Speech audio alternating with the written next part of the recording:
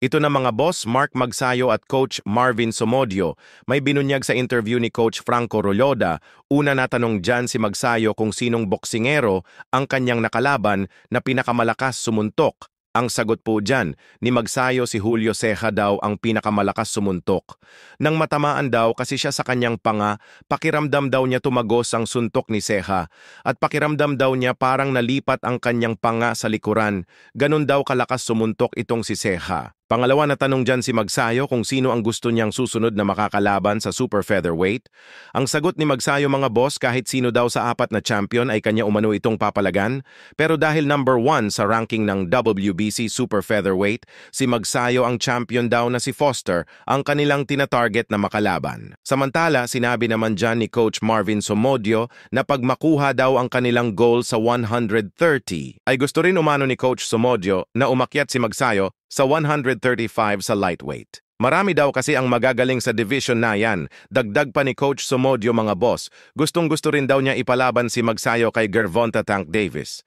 Ano sa tingin nyo dyan mga bossing? Pangatlo, sinabi dyan ni Magsayo na meron na silang laban sa October 29. Pero ayaw pa nilang banggitin kung sino ang kalaban. Ayaw daw kasi nilang pangunahan ng promoter. So, medyo may kahabaan po ang kanilang pag-uusap. Kung gusto ninyo mapakinggan ang buong storya, maaari ninyong puntahan ang FB page ni Coach Franco Roloda. Maraming salamat po. Samantala, pasadahan lang po natin mga bossing ang nangyari sa dalawang Japanese boxers na parehong lumaban sa iisang card nitong August 2, 2025.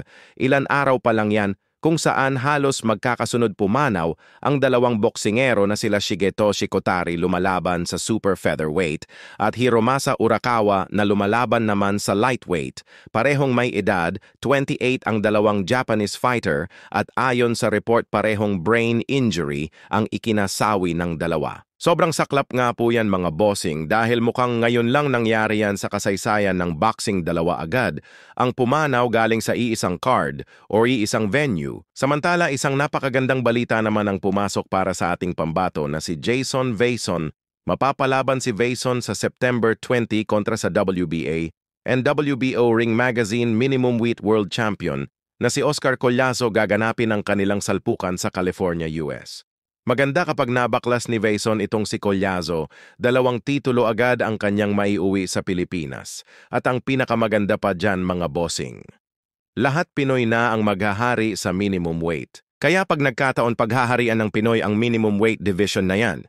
At panigurado Pinoy rin ang magiging undisputed champion dyan.